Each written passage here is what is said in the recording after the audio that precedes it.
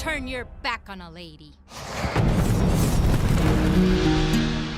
She's Colombiana from Spanish Harlem and I would describe you as a true warrior who's actually now created a Latina superhero, but you've been in all kinds of films, dozens of TV shows, and you're one of the hardest working actresses in Hollywood. You're currently on My Block on Netflix, which is really blowing up. A lot of people love that show. Welcome, Paula Garcés. Nice to have you, Paula. Thank you so much, and thank you for that introduction. Yeah, I do feel like a warrior, but not unlike many moms these days, I'm sure. Well, you play a mom on My Block, but I know that show's doing great. Netflix was just, I think somebody said it's the most watched streaming platform on the planet. So congratulations for the success there. But I want to talk about the creation of Aluna and Aluna's world and the world that you and your husband created. Tell me a little bit about what drove that creation. I had the opportunity to visit my first Comic-Con back in 2008, and I loved it. I had no idea what Comic-Con was about, but of course it's infectious. It's all about the fans and celebrating any body of work, especially comic books. But I very quickly noticed that there weren't any Latino superheroes, at least not in 2008, that really represented our community in a positive light. And so I went home and I was kind of mad and of course frustrated, and people around that love me said, don't get mad, Paula, do what you do, create it, create a Latina superhero. And that's how Aluna was born, basically. Yeah, and what's cool is that you, I know that all of us kind of grow up with Greek mythology. If you go to school, you learn about all that stuff, but there's great mythology among the Mayans and the Aztecs and the Incas and the Americas, and Aluna kind of embodies that. We want to celebrate all of the ancient civilizations of South America, Central America, and the Caribbean. And it was really our dream to unite all Latinos, because we Latinos in this country sometimes concentrate a lot on our differences when we should be concentrating on what unites us, right?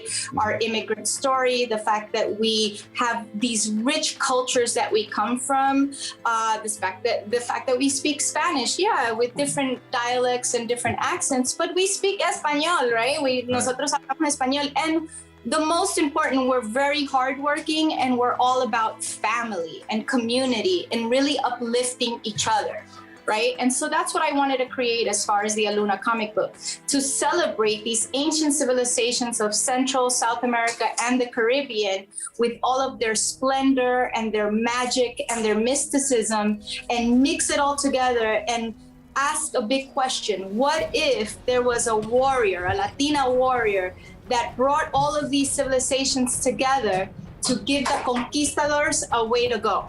And what would have happened to our history, and how powerful would we be today if that had happened, right?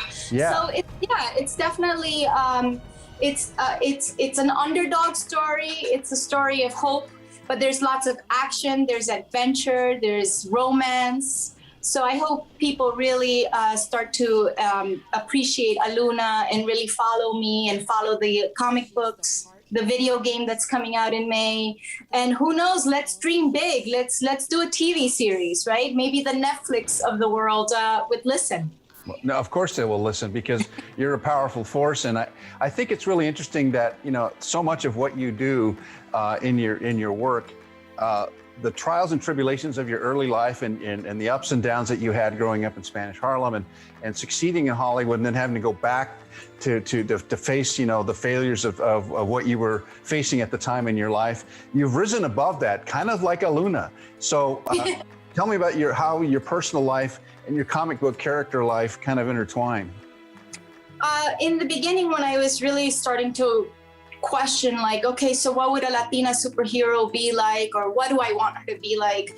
A lot of the ego things came into play. Oh, well, I want her to look like me, but like cooler and stronger, and I want to be able to beat up 10 men at a time, and this is the power that I would have, right?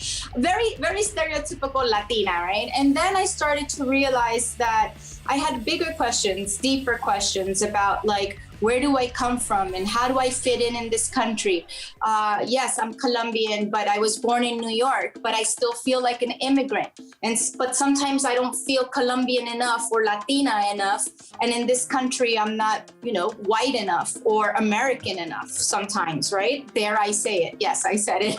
And that was a heavy question that was bothering me. And I like to put all of those themes in my creative work, because as I'm working them out in my personal life, like you just mentioned, I bring it into my creative space. And I think sometimes it has brought me success because I do bring part of myself into my projects. So yeah, I mean, the big question that Aluna asks is how do we fit into this country? We Latinos didn't just poof appear out of the thin air one day. We have a very rich culture that has a journey into this country that it's not just an immigrant story. It's not just, crossing the border in the middle of the night. No, a lot of us came very, very sane, very civilized way, but Right. we still have to, fight for our path. And so in my ignorance of what my history was, I started to read a lot about ancient civilizations, especially of Colombia, of the Andes, Peru, Venezuela, Brazil. But I also have Caribbean, I have a Caribbean husband. My husband is Puerto Rican, so that makes my kids half and half. And so I also wanted to learn about the Tairona and what all those civilizations have in common. And a lot of what they have in common is that they believe in a goddess Pachamama, which is basically Mother Earth. And a lot of the magical things that they believed in and the mysticism, yes, they have different gods and different names, but the mythology is very much like the Greek mythology. They have a god of earth, a god of water, the sun, and very much worshipped these gods, and for good reason. I mean, all of these themes resonate today. And so I realized very quickly that, all of these ancient civilizations and their magic, we should know about, because if we did know about our rich history, we would feel much better about our today. Yes, we would. Yeah, I think the movie audience is ready for it. I'd love to see this, whether it's on Netflix, Amazon, who cares, on the big screen, on the Academy Awards. I'd love to see you standing there with an Oscar saying, I worked hard for this Oscar, and I'd like to thank all those people who came before me. That sort of speech, because I think the representation that you make in your films, and now with the comic book and the video game, a film has got to come. And so I look forward to seeing that. But here's my question about Aluna. She's got a lot of superpowers, but can she throw a chancla? You bet you. But she can. Of course, I'm not sure it's the traditional chancla, but it'll definitely be a chancla type of weapon. Yeah, Wonder Woman has her lasso, right? Aluna would have a chancla. She has a macana stick. And believe it or not, my mom has threatened, with the broom. A lot of times my mom would have been like cleaning the kitchen, and all of a sudden we did a little to my mom, and oh no, she was not having that. So that macana stick definitely is a reference to a lot of moves my mom, I'm sure, made when I was a teenager. That is fantastic. Well, congratulations to you and your family and your mom and everything. Your projects are fantastic. I wish you so much success. Paula, thanks so much for being with us today. Thank you. I appreciate you having me, and really hope that people support all the projects that Latinos are doing right now. So thank you so much. Adelante. Adelante.